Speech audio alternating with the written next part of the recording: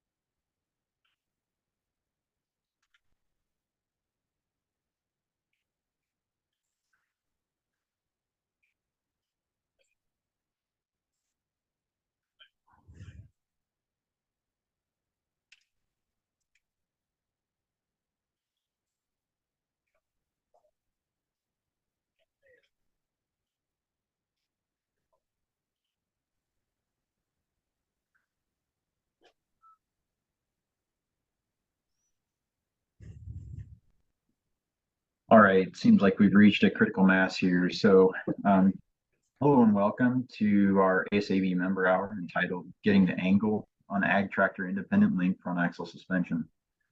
I'm Chuck Roth and I'll be your host today.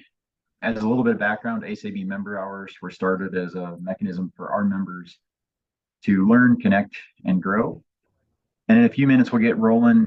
But first, some kind of quick ground rules and speaker introduction. So for today's hour, please keep your audio on mute during the presentation. If you do have questions, you can either place them in the chat during the presentation, and if we have time, we'll open up for verbal questions during the Q&A segment as well. We are recording this, and that'll be available for viewing later on the ASABE website. So today, I'll introduce Dennis Bowman. Dennis is a senior principal engineer at John Deere and a 44-year ASABE member. In 2018, he became a John Deere fellow, and a few months ago, an ASABE fellow as well. So he comes to us as a fellow squared, so to speak. Dennis spent his entire career at Deere focused on developing excellent large tractors and has 22 patents to show for it. We could list which tractors he's developed, how many parts he's owned, or many other metrics, right? But for the sake of time, let's just say that I read at one point that Dennis had more influence on John Deere tractors in the last 40 years than any other person. And in my experience, that's 100% true. He's passionate about agriculture, farmers, engineering, and those that do it. And probably the most for me, it's been excellent design. I've learned a lot about all those things from him in my career, and I'm looking forward to you doing the same today. So, Dennis? Okay, thank you. Thank you, Chuck, for the intro. Good afternoon, everyone. During our presentation, I hope you get the point of the angle on ag tractor independent link suspension. Want to bracket this topic a little bit for folks. We're going to be talking about a subcomponent or module that's been on the 8000 series tractors since 2001. It was introduced, you can see there in the upper portion of the slide, the component we'll be talking about includes an engine that has an oil pan as a sump integrated with a structural member, which is also the diff case and the oil manifold and the structure support for the independent links and the supporting cylinders. So we'll talk a little bit about the integration and a lot of the elements that are important to that. Down in the lower right-hand corner, you see the 8020 series tractors on which this was originally introduced at a little over 300 horsepower. And on the left, you see the current 8R tractor where that suspension system with appropriate modifications has been a continual option at and is a little over 400 horsepower today. A colleague of mine, good friend, suggested the other day that the suspension or the project was suspended on the 20 series before the end of the program. And I reminded him Mr. Dan Duffner, that his project was also suspended before the end of the program, as he had the active seat on the same program as I had the ILS. So anyway, you'll note there on the tractor, you'll see some variants of this as we go through. Some important points. There will be differences pointed out between over-the-road automotive or truck type suspensions versus ag tractor suspensions. Notably, the variation in tire options, tread widths, ballast, total overall weight is magnitude more than you would find on most automotive applications. So keep in mind what I would hope you get from the presentation today is an appreciation for the various aspects of a suspension system, some key differences between automotive and tractor suspensions, and that the suspension described in today's discussion is passive with active controls. And that's important to understand when we look at the amount of automation within the suspension itself. It is a passive suspension. It's air over oil, but there is a lot of control that's intertwined with that in order to make it work with the various challenges that I'll point out as we go through this. So suspension terms you might hear today: sprung versus unsprung mass. What that really means is we try to keep as little weight outside the suspension system as possible, and that's so that the input forces can move that very easily, and you keep all the mass on the suspended portion of the vehicle. We all know about physics and mass and things that like to stay in motion, and those that don't. So you want a heavy body with very light unsprung mass so that it can absorb as much energy as possible.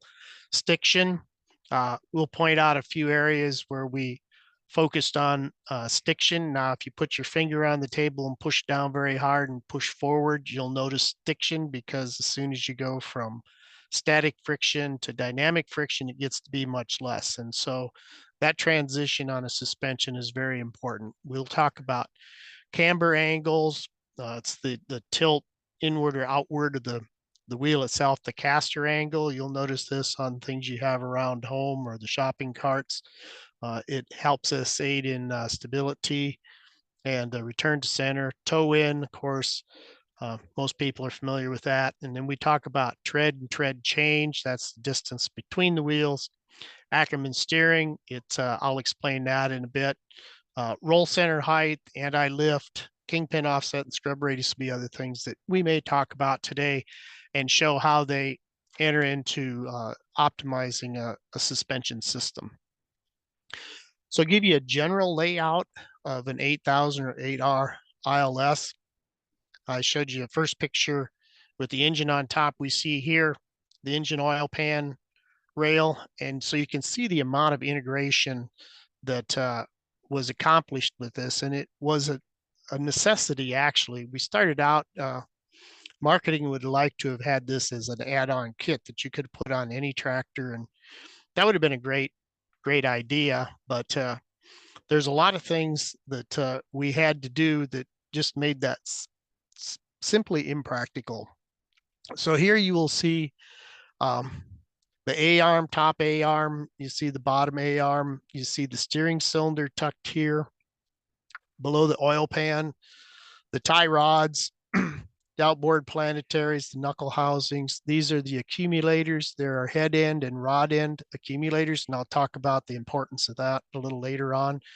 You see here is the gearing sump area for the drop gears. And within all that, there's a tremendous amount of integration and subtle things that you wouldn't normally appreciate, like draining the oil pan from one location was important. So figuring out how to get the required amount of oil in that oil pan and get it to drain was a challenge when you're putting a steering cylinder through the center of it. And you can see that we had to rib it for structure. So We made sure that the oil could drain from that. I'll talk about 4 and 5 step axles in a little bit and how we achieve that gearing as well. So a lot of system integration. You see a lot of this on like Formula and Indy race cars, a lot of it for the same reason, for packaging, for weight, and simplicity. And you might ask, well, on a tractor, why is weight so important?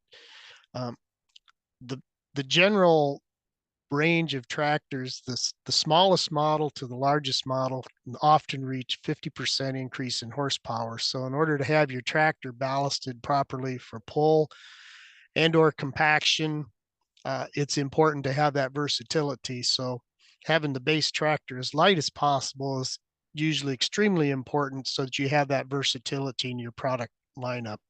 You really don't want to build a lot of weight into a small tractor that's overweight in the field. So we talked about angles in the title of this, and so here's showing a few of the angles. You note here is kingpin angle inclination. You look here at the top A arm, tilts down at 10 degrees, the bottom at 8. We have camber here. It's the tip of the wheel outside, positive camber here as opposed to negative. Tie rod angle, and you wonder, well, what's the importance of all these things? We'll talk about this. If both of these were 10 degrees, that would be a problem for some aspects of suspension design because they would never intersect. At least if these are at different angles, they at some point have an intersection point, which is very important to not only the steering system, but also the roll center of the tractor. Looking at it from the other angle, we see here that the A arms, one's tilted down, one's tilted up, and you'd say, well, has no one heard of orthogonal angles when they designed this machine? And of course, it's not for the faint of heart machinist to get a hold of one of these and have to figure out how to machine them. But the importance of this angle here is the anti-dive, anti-lift feature. And of course, in most automotive applications, you'll know when you put the brakes on, you will see a slight amount of dive, but not very much. And that's because automotive designs around an anti-dive feature. It has to do with the angle of the suspension systems and its intersection with the CG of the vehicle and also anti-lift from the rear axle. We have a dive on this axle. The automotive books will tell you that the customer or the operator expects a small amount of dive, and if you don't have that, they're uncomfortable with it. We actually have one suspension system in our lineup that has lift. The geometry is such that you put the brakes on and the front end will lift, and it's a characteristic of convenience for that particular model. So here again, we have caster, something you'd find on your shopping carts. And again, why would we do all this? Why would we go to all the trouble of putting all these angles and all these components? Because you've seen certainly other products that have things pretty well squared up. Well, could it be comfort, productivity? Generally, we like our operators to have a good, comfortable ride, allows them increased move hours for a single operator, or lets them be a lot less fatigued at the end of the day. Improved road and field vehicle control. Stability is important. We require suspension on tractors that go over 40 kilometers per hour for road stability and safety. Improved transport efficiency. Those of you that may have operated tractors without front suspensions may notice that around 17, 18 mile an hour, and for a few mile an hour, you get a loping. That's uncomfortable, sometimes worse than that. So we hope to address something or hope to address road lope with the suspension system. Power hop is something that some of you may have experienced or know about. It's a porpoising of the tractor. It's a pull-related phenomena that can occur in certain situations, generally in a loose soil over a hard pack. But it's a efficiency depleting phenomena. You cannot pull what the tractor's capable of when you run into this situation without making modifications somewhere or another. And then the reduction of tire and structure forces and fatigue on the machine itself. So give you a couple examples of this particular suspension in action here. I'll play this a couple times. You can look at the A-arms and see the machine move, and I'll play it again. You can kind of look at the cylinder on the right-hand side there. The left side's got the most movement, but you'll notice that the chassis itself is quite a bit more stable with the suspension system on it. So that kind of speaks for itself there, of course, visually. Show you another one here. And one thing that you might pick up is the front end is suspended and pretty stable, but have you noticed the rear, as the rear axle goes through, it begs that you may want another type of suspension system because the cab is seeing more movement from the rear axle.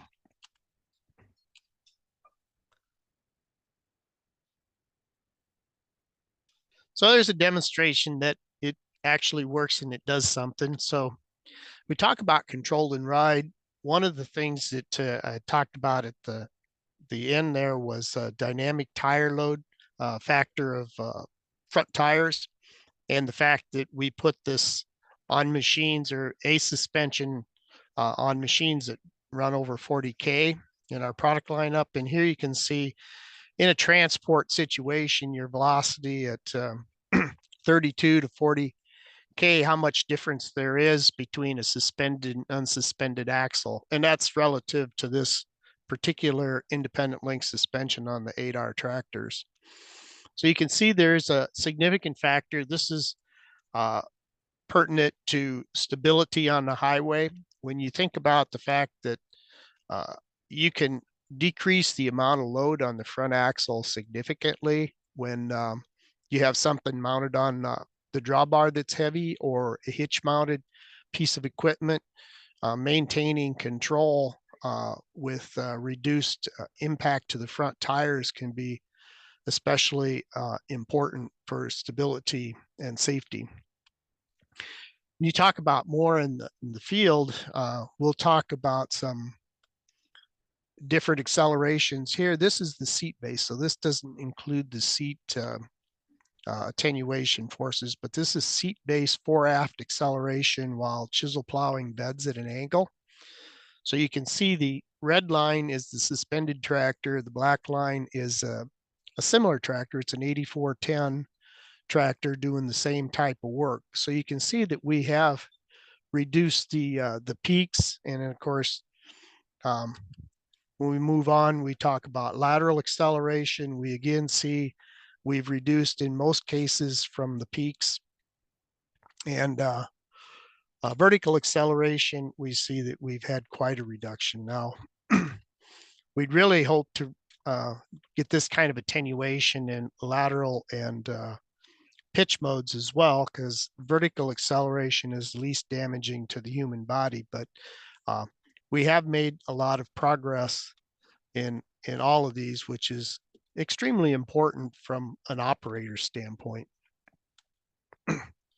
So when we took a look at when we were going to set this project up and move forward with it, the base requirements that came out for a suspended axle was to significantly isolate the operator from the front axle inputs.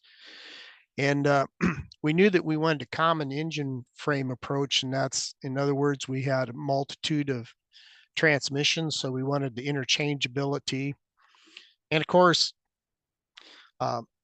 suspended front axles apparently tend to cost more than non-suspended front axles, so if it's going to cost more, they want it to do more. So then we decided that, well, it should have dual wheel capability. They decided, well, we should put front axle brakes in. It ought to look good. We ought to have great visibility. And then we should have a full range of tire options, which include 4 and 5 step group drop from the rear tires, which adds a bit of a twist to it, because now we're talking not only about gearing, but we're talking about angle again, the attitude of the tractor, because we have to meet 12-meter visibility in Europe. So if you're pushing up against the edge with short tire, the taller tire makes it even more challenging. And of course, with all product, you want good serviceability. So what are some of the more impactful challenges that was in front of us when we designed the suspension? Well, cost. I mentioned cost. It seems like in engineering, cost is always the driving force, right? It's what we do. We provide the value to the customer, so he's willing to pay the asking price.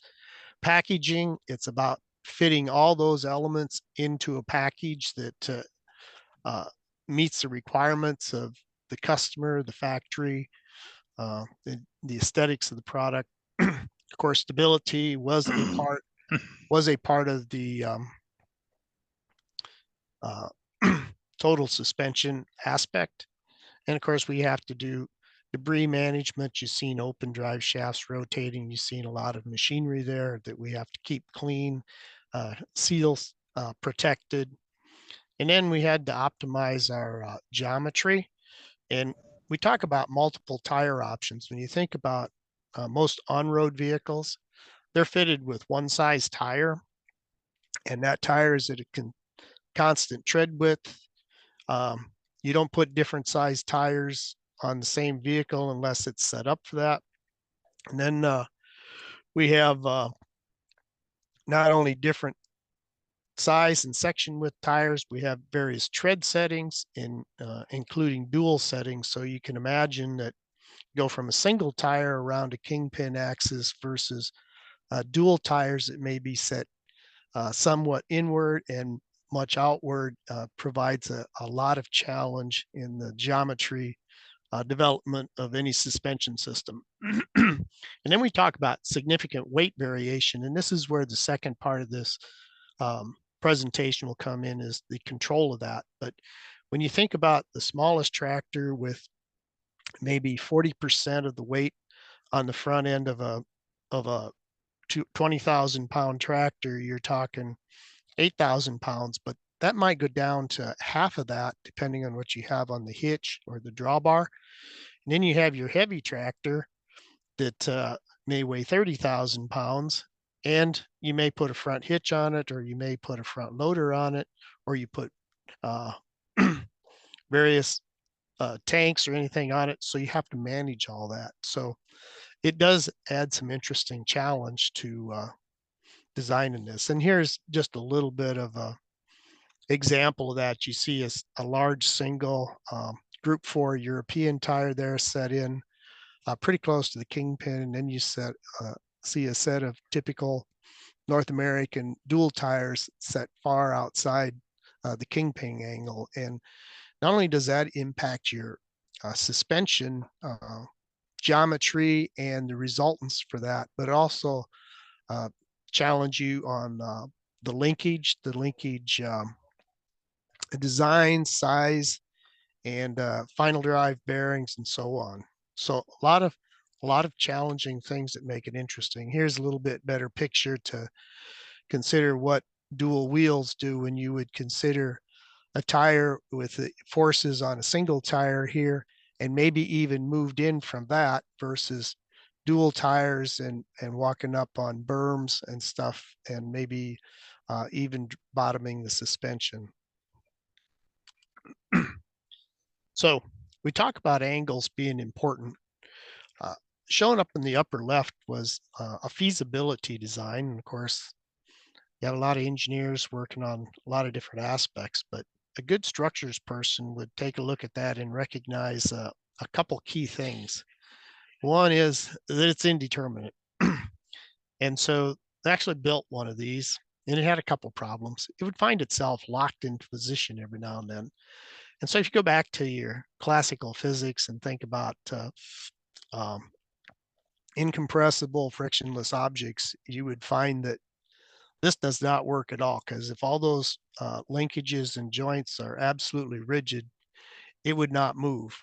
And of course, you see the steering cylinders are not grounded on the A arm itself. You got a tie rod, and so that's a problem. And then down here, we've got a ball joint up here, and this is a cross on a set of bearings down here. So this lower A arm had to take all the forces, because this gave some degree of freedom. And now we go from the fact that all parts deflect. So there wasn't a lot of structural support from this. This was what was much stiffer than this, was having to carry all the structure from traction and braking. And of course, it would snap this off in a heartbeat.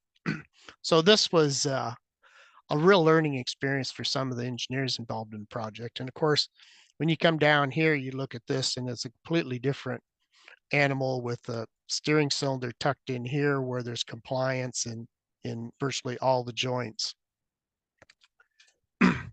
So I talked about angles in the presentation: steer angle, steering stops, drive shaft capability. I'm going to touch on just a few of these things and show you some of the challenges and the approach we use to overcome some of the limitations. We'll talk about steer angle and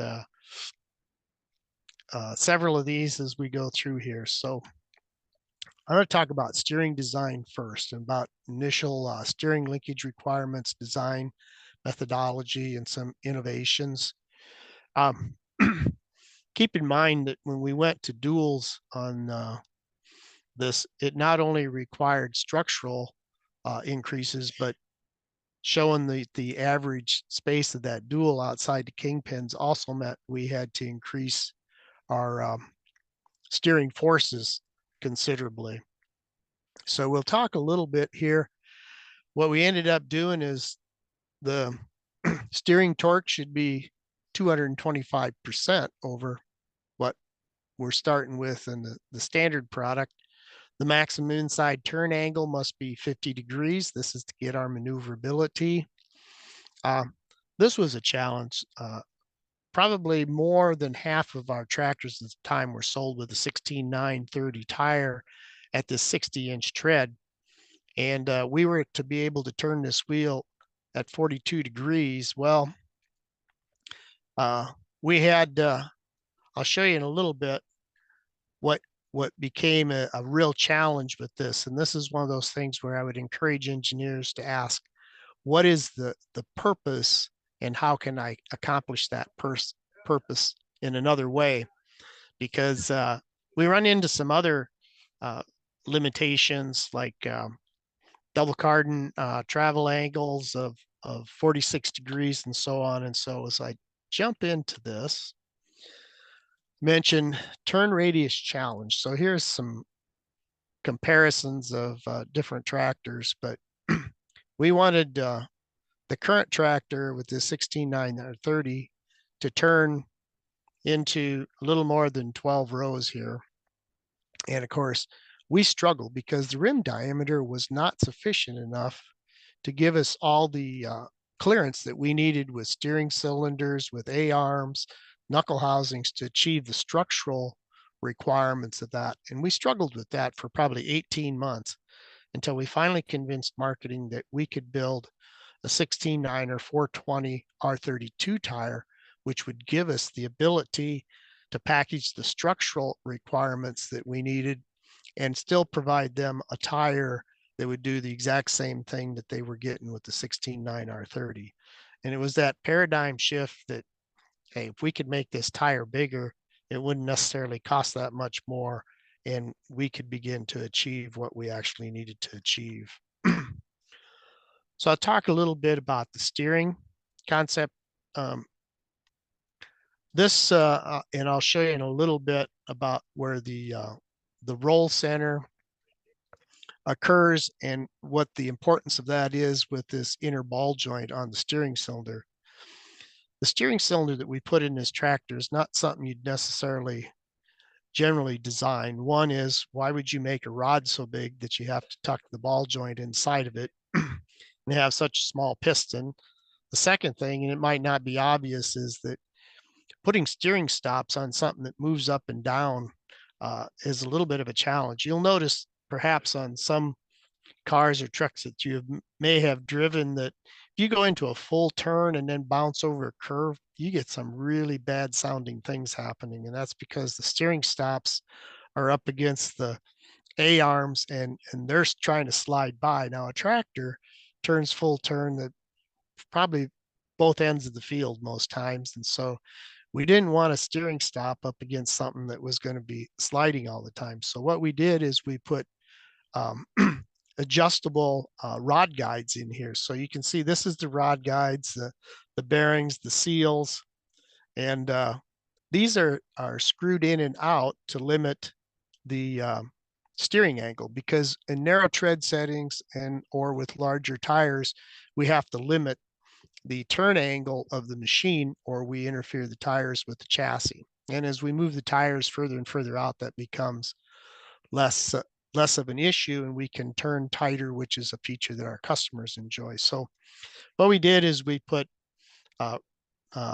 movable rod guides in here that screw in and out. And of course you want them to be loose enough to be able to turn when you adjust and tight enough to seal when they don't. And that was a plaguing problem that we had. It's not what a hydraulic cylinder manufacturer recommends you do, but we persisted and have pretty good luck at managing that today.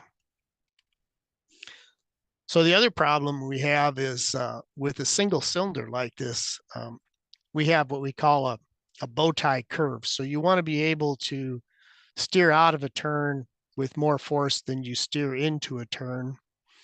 And of course, I mentioned we had a 225% increase in steering capacity required. And normally you would like a tie rod like you saw in that feasibility axle to tie the two knuckle housings together to give you a lot cleaner curve. Unfortunately, that wasn't going to happen with us. So we do have a bow tie curve. We achieve the torque that we want in probably 50% of the turn, but then it drops off. And so it's not ideal, but it's one of those compromises that I talked about that you often have to take when you're designing new parts. Another problem that you'll deal with, and this has to deal with your A-arm lengths, long, short, the angle at which they are, and perhaps at a nominal position, it's not such a big deal, but as the axle moves up and down, you want to minimize your bump steer. This has to do with where the tire ends up on the ground, because as it tilts back and forth, you're loading the bearings on the final drives. And so to minimize that, you try to keep the bump steer at a minimum. And on the road, again, it's also important because you don't want the wheels turning a significant direction one way or the other from a control aspect. This axle does demonstrate pretty good bump steer characteristics. You see here bump steer degrees for wheel travel is very small. It's generally half degree or less, which is good. I'll let you read this a little bit, but we're not going to see this because of some of the things in, but we'll go down here and we'll illustrate steering motion of right wheel during full right and left hand turns through the full suspension. And so when we look at this, the point here is that when you set your geometry up, you really want to make sure that you understand what is happening with your tire angles as you go through the full jounce and rebound on the suspension.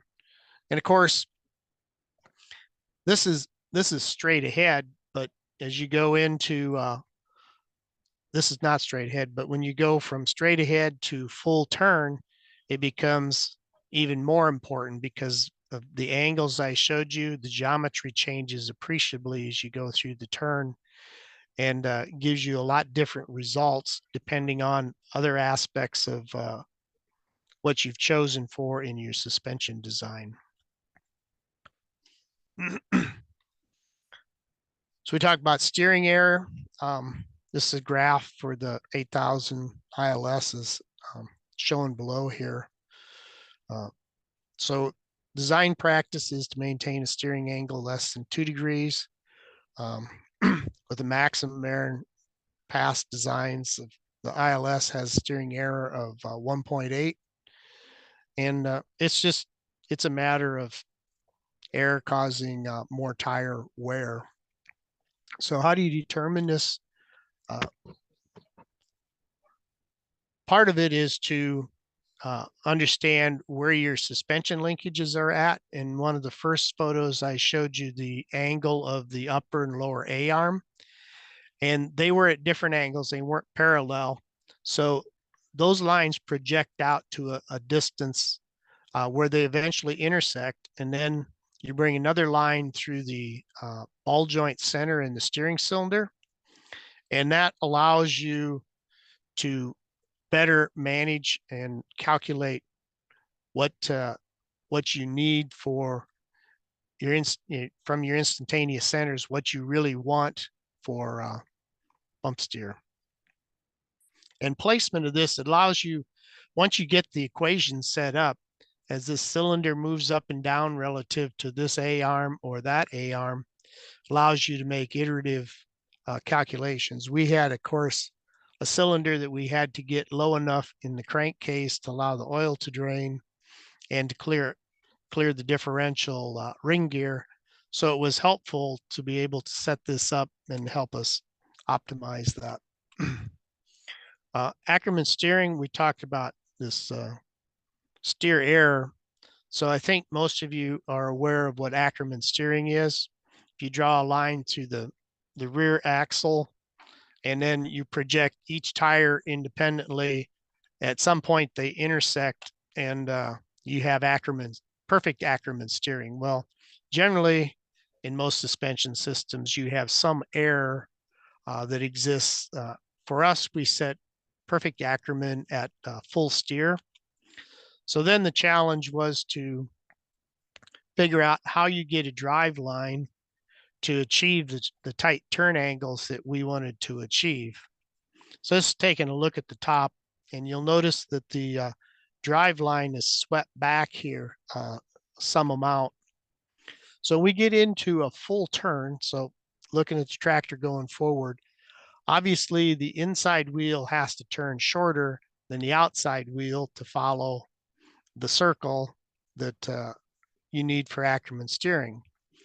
Well, if I have a 48-degree inside turn angle and I've got a U-joint in nominal position that only goes 46 degrees, and these were centered double cardan U-joints, and I'll digress a minute to let you understand why we would choose that. So we have a shallow angle here and a steep angle here. So to reduce the accelerations and the twist going into the shaft, you want it's not really a constant velocity joint, but it acts a lot like that.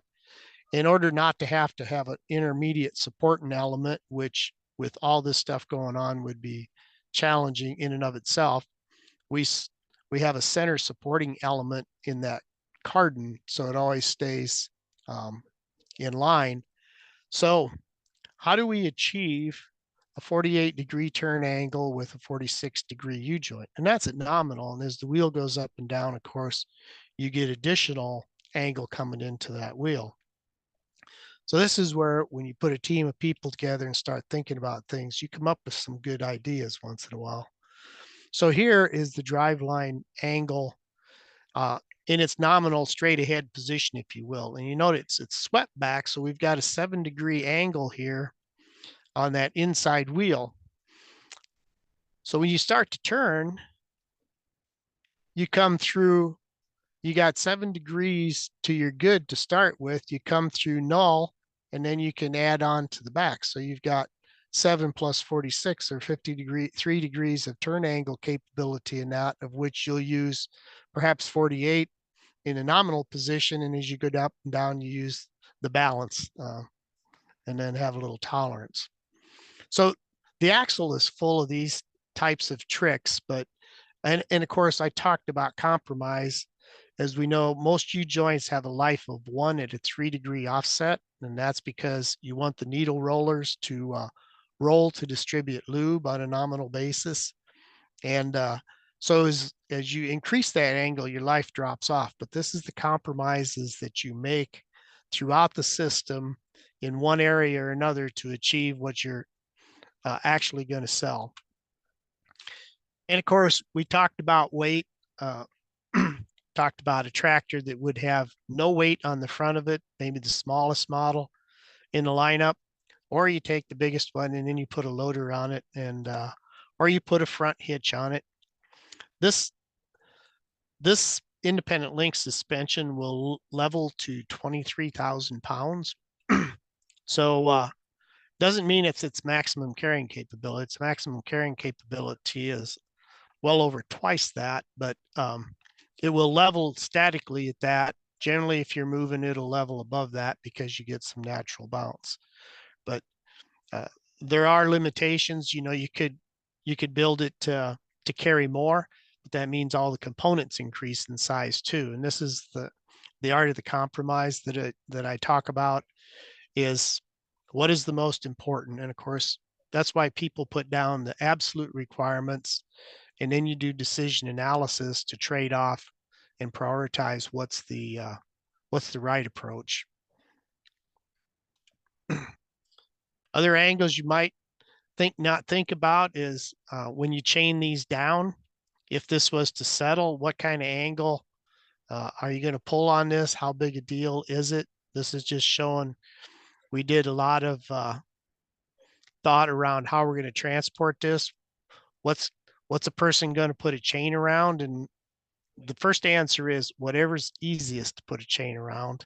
So you better build whatever's easiest to structurally support a chain. Here it's being chained to a truck, which is generally cross-tied. On railroad cars, we tie fore aft, and on ships, we tie completely laterally. So those are all important things that you have to bring into a design project as well. So suspension system function. We talked a lot about the linkages and how the interplay there is extremely important. But then also the differences between automotive and tractors are the massive amounts of weight change on an axle or the tread settings, and how do we manage that? So if you recall at first, it's a passive suspension. We're air over oil, that's rod end accumulators, but we have to level as well as suspend. So what's important part? We do a control valve, and there's a couple things. Not only do we level the tractor to maintain whether it's the drawbar height the correct, or to manage hitch interaction with the implement or 12-meter visibility, but we also want to improve ride by maintaining a stable base. So we'll talk about head end, rod end control. You'd normally think that we've got air over oil on the piston side of the suspension cylinders holding the axle up. But what happens when the tractor hits a high pull, like you hit the field road with the ripper and the front end wants to come up? We also control the rod side of the suspension system so that we don't lose the stability that all this unsprung mass has out there. All these wheels, the knuckle housings, the things that we really don't like to have, but can be very beneficial when we're trying to control the pitch of the machine. So not only do we control the jounce side, we also control the rebound side of the suspension cylinder. And this is an active thing that goes on. The original 8s did a hydromechanical system, and later on we went to a completely electro-hydraulic controlled system. So logic functions. So we continually monitor the location of the A-arms themselves, and we also monitor what's going on with other aspects. So on a startup, you really don't want this thing to raise up over your combine or into your combine straw spreader when you back the combine in and the tractor head settles. So until you start to move the tractor, no leveling will happen. So there's any number of things. When the hitch is moving, the suspension is, we call it locked, but it's restricted. It's always orificed. So there's any number of functions that we do electronically when the tractor is moving to manage the suspension system itself. I talked about anti-dive. Generally, you only have a percentage of anti-dive that you get. When we step on both brakes, we restrict the valve so you don't get so much tractor front end dive. When we do a hitch lift, we restrict the front end so you don't have the front end pitching. You get to carry the weight of the tires, the rims, the knuckle housings and such with the tractor. And of course, all this independent link suspension on the front is affected by everything else on the tractor. We talk about the natural frequencies of the machine itself, but whether it's the rear tire, the front tire, or the ILS suspension, they're all in play at any given time. And I didn't mention, but the tires are a tremendous spring in and of themselves and are a major part of the suspension system. And depending on the tire itself, whether it's a narrow tire with a high air pressure or a wide tire with a low air pressure, they impact the suspension systems on these machines and also make it an additional challenge. And just to show you, we do a lot of spring rate analysis, and as you go through this, the isolation range of your system is very important. You want to be able to isolate in the range that you intend to. Obviously, you're not going to isolate with a suspension system at a very low hertz as you climb over the hill. You know, the amplitude is just too much, and you won't isolate at a very high frequency because that's not necessary. So doing your spring rate analysis and being able to manage that for the various conditions the tractor is in, the various tires that are on the tractor, is an important part of your suspension system design. So just kind of a summary of what I just told you. We have a combined leveling and suspension system. So the leveling is the active portion, and it's required due to the extreme variations of front axle weight in the applications you see in agriculture. And then we also modify that leveling function for various vehicle parameters to control movement. So just a little bit of how this works. If you imagine here, it's not actively leveling all the time. So if you look at the left bar over here, we have a set point of say 50%, and we allow the movement of the axle to flow within this deadband range, plus or minus 8% to before it would ever think about leveling. So we level to a set point, and it bounces in this area until it may go outside. And if it goes outside this for less than so many seconds, then it doesn't level either. But if it goes outside of this deadband range for more than 5 seconds, then it will bring it back to center. And of course, this is charging accumulators. So normally when you move back here, you're going to move back and you're going to turn off the pumps at some place before nominal because you're getting an adiabatic compression in those accumulators. And as they cool, they're going to glide to the center path. So these are things that you would put in your logic as you control the front end. And of course, that's important for any number of reasons. Damping logic, again, I talked about the control when we would damp the system. Normally, we'd move this, it's unlocked, it would go to end, but toward end of cylinders, you don't want an extremely low time stop. So what you're going to do, we do have on the cylinders themselves, they have end of stop damping. It's a mechanical system at the end. It's just orifice oil, but we also do, we'll call it a lock, but it's a restriction. So we both have cylinders that restrict movement toward end of stroke and logic that helps us damp toward end of stroke. Protects the structural elements of the system itself. So that kind of brings us to the end of what I had to present. For those of you that are interested in vehicle dynamics, this is a good starter book to talk about the various aspects of suspension systems. It's by Thomas D. Gillespie.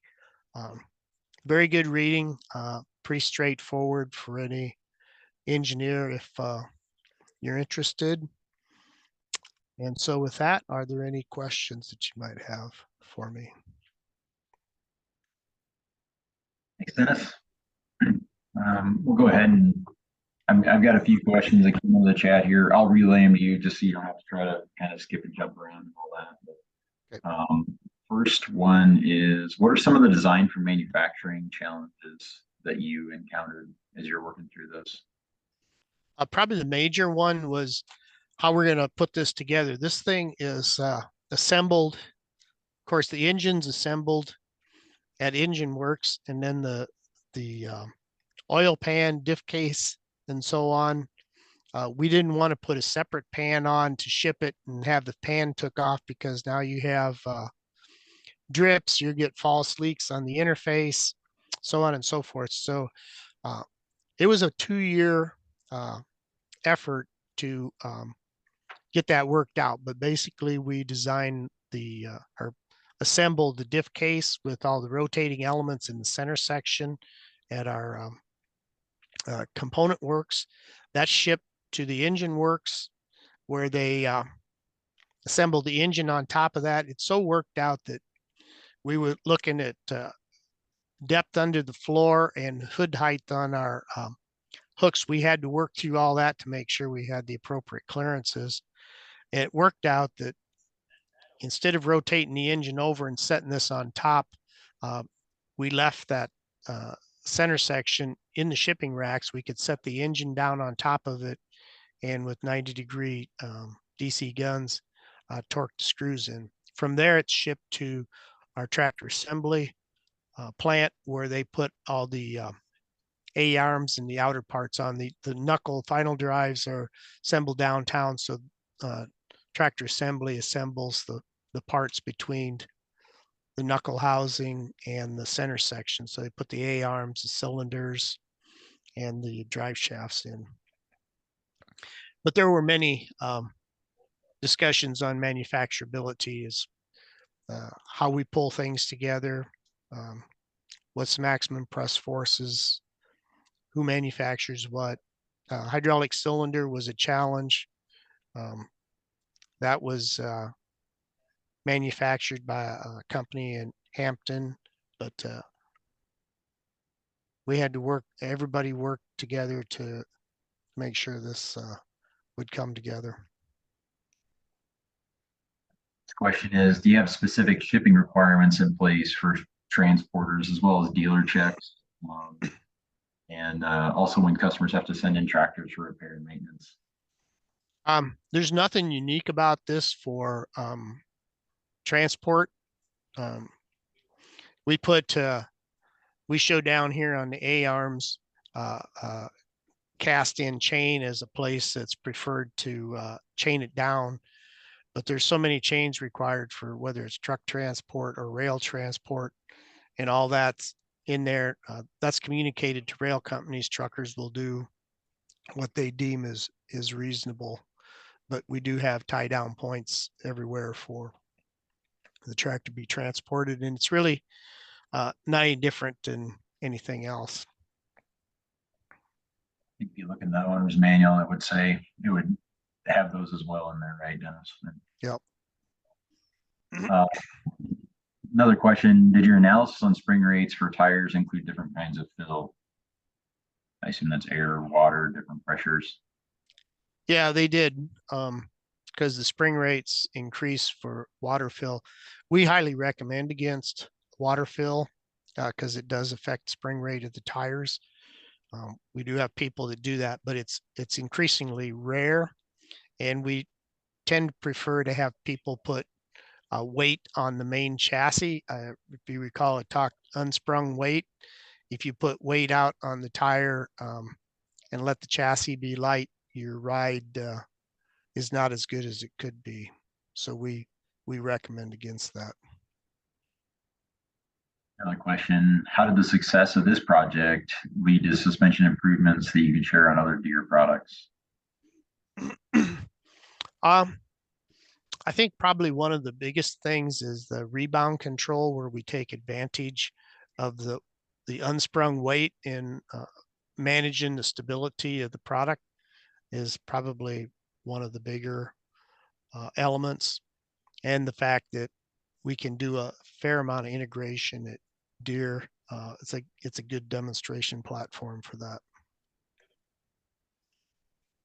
Another question, any value analysis comparing ILS to TLS, the two different systems? TLS, for those on the call, be the triple link suspension. Yeah.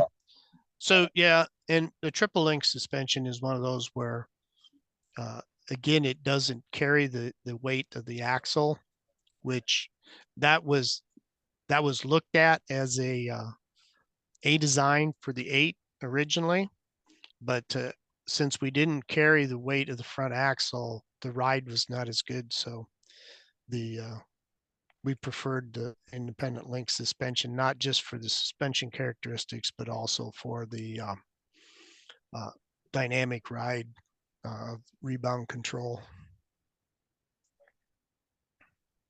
A couple more here. One is, didn't see many simulation results.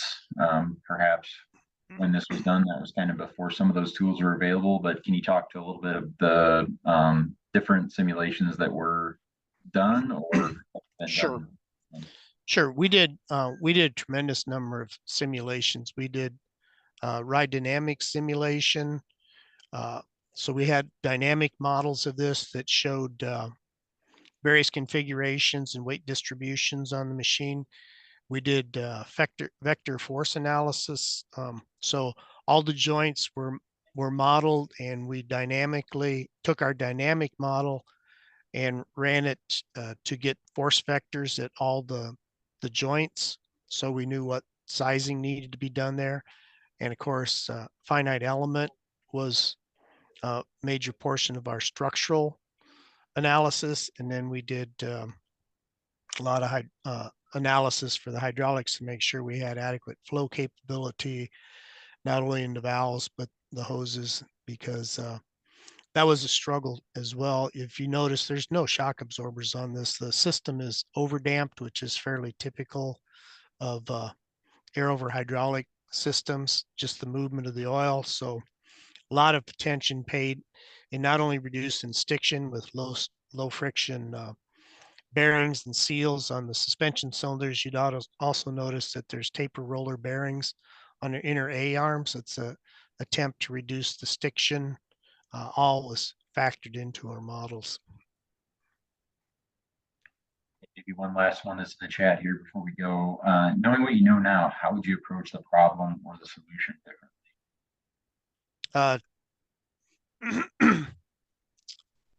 I don't know that the approach we had was, I think, fairly appropriate. We would probably do more decision analysis with a broader range of people to get earlier buy-in. There seemed to be some challenges, and it's probably because the decision analysis wasn't formal enough and probably didn't include the right balance of folks. So that's probably one of the things that I would change more than anything. I think we should probably wrap up. We're 1 minute over time. So thanks everybody for your participation today, and special thanks to Dennis, Sarah Rodriguez, and the rest of ASAB staff. And our next member hour is going to kick off a series on AU50 award winners. That'll be on August 30th at 1 p.m. Eastern. And we'll have Precision Planning presenting on radical agronomics. And thanks again for your time, and look forward to hosting you at future ASAB events. Oh, thanks for the opportunity, Chuck. Sarah. Thanks so much.